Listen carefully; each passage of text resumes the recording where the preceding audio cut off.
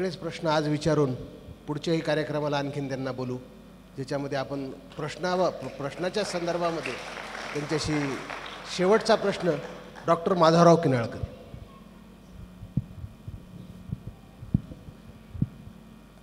सुशील जी, मैं आपका हृदयपूर्वक धन्यवाद देना चाहूँगा. कश्मीर हमारे भारत का एक अविभाज्य अंग है और वो किस ढंग से है ये तहे दिल से अपने अनुभव पर, अपने अभ्यासपूर्व भाषा में आपने हमको बताया, एहसास दिलाया कि कश्मीर हमारा किस ढंग से अंग है और हमारी भारतीयत्व किस में छुपी है, उसकी महत्ता आपने यहाँ पर विशद की. आपकी पूरे कश्मीरी पंडितों की त्रासदी के संबंध में भी आपने बताया, जो पीड़ा आपने इतने सालों से अनुभव की, और मेरा देश होते हुए भी और मेरा कश्मीर सही मानों में भारत का हृदय होने के बावजूद भी हमें आज भी इतनी पीड़ा सहन करनी पड़ती है. मेरे ही देश में हम इस तरह से नज़रअंदाज क्यों किए जाते हैं, ऐसा प्रतिप्रश्न अपने मन में आपने दिया है. और ये भी बात बताइए कि 370 कलम होने के बाद आपके मन में किस ढंग से आशा उन्नत हुई, और ये पहला प्रयास, आपको पहला कदम लगा कि जिस धारणा से कश्मीर की तरफ हम देखते थे और हम हमारे कश्मीर के समस्याओं को हल करने के लिए इसके पहले की सरकारों ने कदम उठाए थे, नीतियाँ आँखी थी, मगर पहले बार आपको ऐसा एहसास लगा कि यहाँ पर कुछ बदल होने जा रहा है, नज़रियों में बदल होने जा रहा है जो आपको अपेक्षित है. मगर 4-5 साल होने के बावजूद भी, अगर जैसे कि आपने एक अच्छा उदाहरण दिया कि कोर्ट में डिक्री लेने के बाद, वो तो एक कागज़ी कागज़ है या कानूनी उसका सरकार का आदेश है या न्यायालय का आदेश है, मगर ज़मीनी स्तर पर उसको तो आपने को ही वहाँ पर इम्प्लीमेंट करना होता है. मगर आपको ऐसा नज़र नहीं आता यही सरकार में भी कि जिस वो पहल करने के बाद में बाकी 2-3 उदाहरण आपने दी कि उसमें कुछ बदल तो दिख रहा ही नहीं है. और हमारे जीवन में जो परिवर्तन की अपेक्षा आपने 2019 में जगाई थी 370 कलम हटाने के बाद, मगर परिस्थितियाँ तो वो बदलती ही नज़र नहीं आ रही थी. इसका दुख आपको आपके मन में है. आपने ये भी बताया कि अभी का शासन, अभी का गवर्नमेंट, ऐसा गवर्नमेंट बाद शायद ही कभी फिर बाद में ये मौका हमें मिलेगा कि जो बदल हम वहाँ पर चाहते हैं, जो भी वहाँ पर इम्प्लीमेंटेशन होना चाहते हैं, तो यही अभी ही संभव है. इसलिए जोरकस से जनमानस तैयार करने का प्रयास आप इस व्याख्यान के माध्यम में पूरे भारतवर्ष में कर रहे हैं. एक तरफ आप आशा बताते हैं, कॉन्फिडेंस बताते हैं इस प्रेजेंट गवर्नमेंट पर, और दूसरी तरफ आप बताते हैं कि नीतियों में तो कुछ बदल होते हुए ही नज़र नहीं आ रहा है. और एक तरफ आप ये भी बताते हैं कि पूरे विश्व उसका गुणगान कर रहा है उनके नेतृत्व का. मगर ऐसी कौन सी परिस्थितियाँ हैं कि हम यही नेतृत्व वहाँ पर कुछ कर नहीं पा रहा है, कुछ ज़मीनी स्तर पर उधर बदल नहीं हो रहा है. तो ये कौन सा डर है, कौन सा खौफ है, ये क्यों नहीं हो पा रहा है, इसके संबंध में आप कुछ कहेंगे?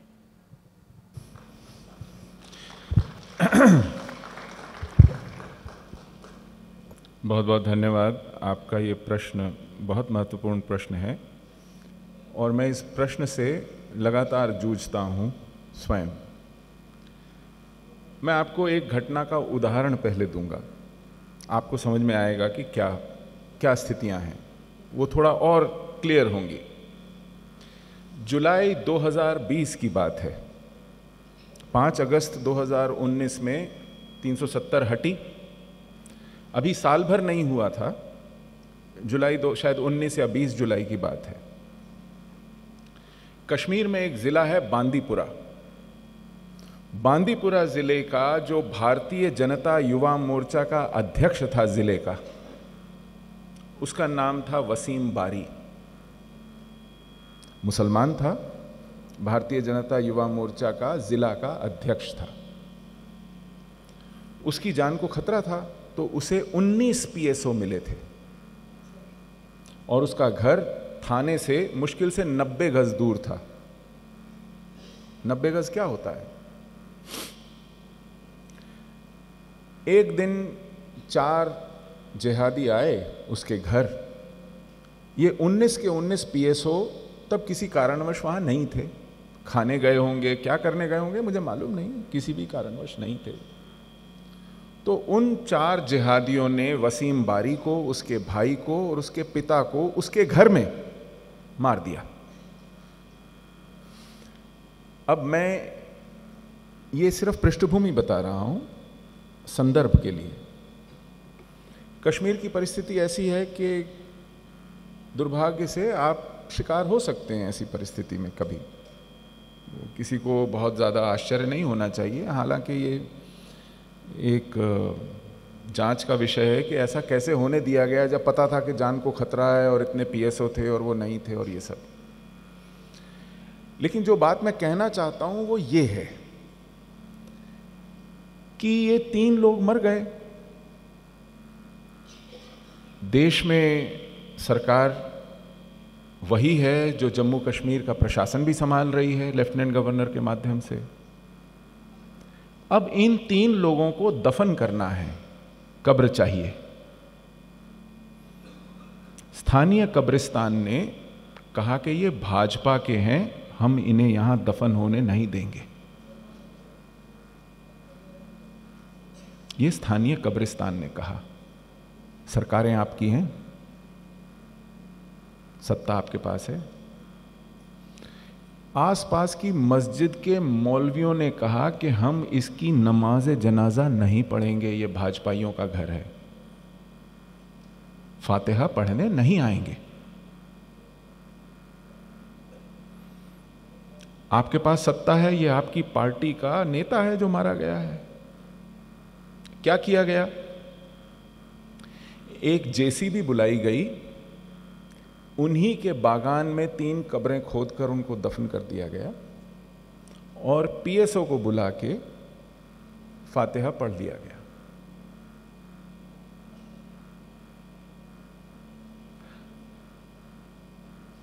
आपके पास जो सत्ता है वो किस काम की है? और आपने जो अपने कार्यकर्ताओं के सामने उदाहरण रखा वो किस काम का है? अगर कश्मीर में एक मुसलमान के साथ ये हो सकता है क्योंकि वो भाजपा के लिए काम कर रहा है, तो मेरे जैसा हिंदू वहां जाके क्या अपेक्षा कर सकता है? ये ताली बजाने वाले विषय नहीं है, ये सच में कलेजा चीरने वाले विषय हैं। आप समझिए कि धरातल पर स्थिति कैसी है। तो हमारे पास सत्ता किस लिए है? कोई और सरकार होती तो उल्टा टांग देती उस व्यक्ति को। आप गोलियों से नहीं बचा सके, चलिए वो आए, मार के भाग के चले गए। हिम्मत कैसे है किसी की कि सार्वजनिक कब्रिस्तान में कहे कि तुम भाजपा के हो, तुम्हें कब्र नहीं मिलेगी? आप मस्जिद चलाते हो, मौलवी, और आप कहते हो कि आप नमाज जनाजा नहीं अदा करेंगे। तो ये जो मानसिकता है जो कहती है कि हम झुका देंगे, हम डट गए तो हमको कोई हिला नहीं सकता, इसको आप कंसेशंस देके नहीं निपट सकते। पानी की तरह अगर पत्थर सामने है, आप कहें कि मैं इस रास्ते से निकल जाऊंगा, क्या संघर्ष करना, क्या पचड़े में पड़ना, क्यों बिना बात बवाल करना, क्यों पंगा मोल लेना, पंजाबी में कहते हैं, क्यों पंगा लेना? साहब जिहाद से पंगा लेना पड़ेगा। तो ये मानसिकता है। आज भी कश्मीर में भाजपा के 400 से ज्यादा मुस्लिम कार्यकर्ता अपने घरों में नहीं सोते हैं। उस दिन के बाद से उनको सेफ हाउसेज में सुलाया जाता है, क्योंकि खतरा है घर पर मार दिए जाएंगे। कश्मीर में तकलीफ ना हो,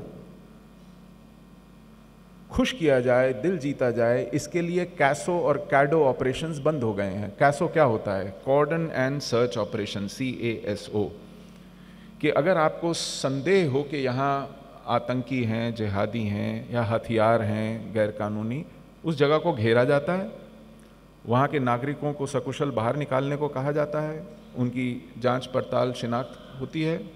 उसके बाद जब वो स्थान बिना किसी व्यक्ति के रह जाता है, फोर्स अंदर जाती है, उसकी छानबीन करती है, देखती है कि जो संदेह था वो सच था कि नहीं था। इसको कैसो बोलते हैं। कश्मीर में कैडो भी होता है, जिसको कहते हैं कॉर्डन एंड डिस्ट्रॉय ऑपरेशन। जब संदेह नहीं, आपकी पुष्ट पता है कि यहां पर वो छुपा हुआ है, आप उसको घेरते हैं, वहां से सब निरपराध लोगों को बाहर निकालते हैं, उनकी शिनाख्त करते हैं और वहां एनकाउंटर करते हैं, उस जगह को ध्वस्त करते हैं। इसको कैडो, कॉर्डन एंड डिस्ट्रॉय ऑपरेशन कहते हैं। ये कश्मीर में लगभग बंद हो चुके हैं।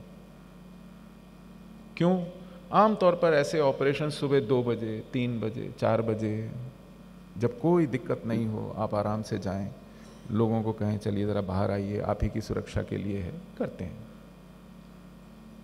मत कीजिए जी, लोग नाराज होते हैं। अरे इसी तरह जगह जगह नाकेबंदी है, आप रोकते हैं, तलाशी लेते हैं, वाहन की तलाशी लेते हैं, व्यक्ति की तलाशी लेते हैं, उसके आइडेंटिटी एसरटेन करते हैं, कंफर्म करते हैं, फिर जाने देते हैं। इसका एक असर ये होता है कि हो सकता है कोई फंस जाए, दूसरा असर ये होता है कि बाकी लोग बच बच के चलें, साथ हथियार लेके न चलें, है ना, तो फायदा ही होता है। लेकिन अगर आप ये बंद कर दें कि अरे साहब तकलीफ होती है, तो फिर आप अवसर देते हैं कि छोटी सी पिस्तौल जेब में रख के चला जाए, किसी को भी जाके कहीं भी मार दे। तो ये परिस्थितियां हैं। हम क्यों नहीं कर रहे हैं? एक लोकतंत्र में आपको चुनाव भी जीतने हैं, आपको अप्रूवल रेटिंग्स भी बनानी है, आपको अपनी छवि भी ठीक करनी है। और एक बात, आप सब ने कभी ना कभी कोई ना कोई परीक्षा दी होगी। परीक्षा में क्या मानसिकता रहती है कि पहले फटाफट प्रश्न पत्र पढ़ लिया जाए, उसमें जो आसान आसान सवाल हैं वो पहले कर लिए जाएं, फिर जो थोड़े कठिन हैं उन पे पहुंचें, जो सबसे कठिन है उसको बाद में देखेंगे यदि समय मिला तो करने को बहुत कुछ है इस सरकार के पास, जिससे बहुत वाहवाही मिल सकती है, बहुत कुछ बांटना जा सकता है, जिसमें कोई पंगा नहीं है, कोई झगड़ा लफड़ा नहीं है, तो वो करिए ना। आपके पास करने को काम खत्म हो गया है तो वो काम हो रहे हैं, उससे पीठ भी थपथपाई में जा रही है। लेकिन जो सबसे बड़ी चुनौती है वो पीछे धकेली जाती है बार बार, क्योंकि वहां पंगा है, मोटा पंगा है। मेरी छोटी सी बुद्धि में ये समझ में आता है, बाकी जो ये निर्णय कर रहे हैं वही जाने बेहतर। हम तो केवल इस पर अटकलें लगा सकते हैं कि ऐसा हो रहा है तो क्यों हो रहा होगा, वैसा नहीं हो रहा तो क्यों नहीं हो रहा होगा। और आप तो पूछ भी सकते हैं,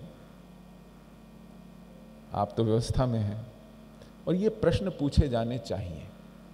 मोटी बात यह है कि हमें प्रश्न पूछना शुरू करना पड़ेगा। ये आपका अधिकार ही नहीं, आपका दायित्व है, कर्तव्य है। एक सजग नागरिक, एक सचेत नागरिक, एक चैतन्य युक्त नागरिक लोकतंत्र के लिए बहुत बड़ी ताकत बनता है, वरना हम सब भेड़ बकरियों की तरह हाके जाते हैं। बहुत बहुत धन्यवाद।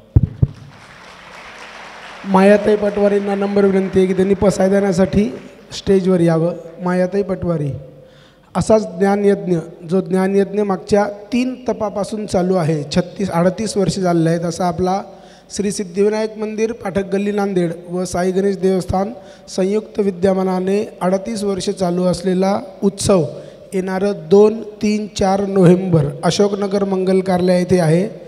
2 दिवस चारुदत्त आफळे, 1 दिवस विनोदबुवा खोंड आणि 1 दिवस संदीप बुवा असं कीर्तन महोत्सव येणारी 2, 3, 4 नोव्हेंबर अशोकनगरला आहे.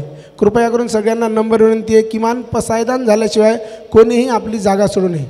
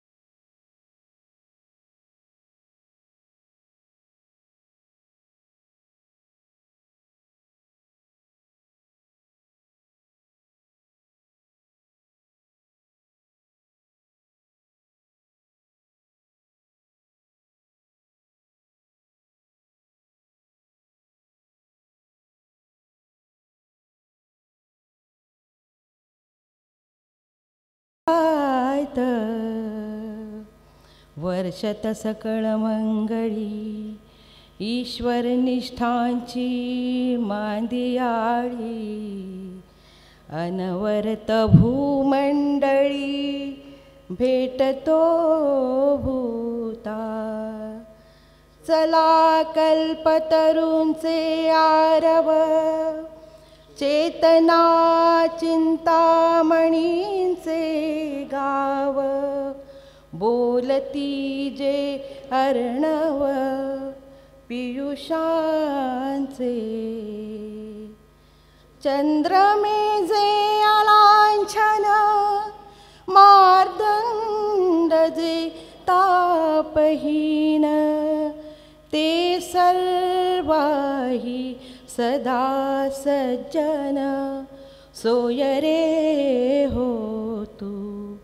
किंबहुना सर्वसुखी पूर्ण होनी तिन्ही लोकी भजिजो आदिपुरखी अखंडित आणि ग्रंथोपजीविये विशेषी लोकीये दृष्टादृष्ट विजये होवावे जी. येथ म्हणे श्री विश्वेश्वराओ हा होईल दान पसाओ येणे वरीत ज्ञानदेवो सुखिया झाला. ओम शांती शांती शांती. सर्वांचे मनपूर्वक धन्यवाद.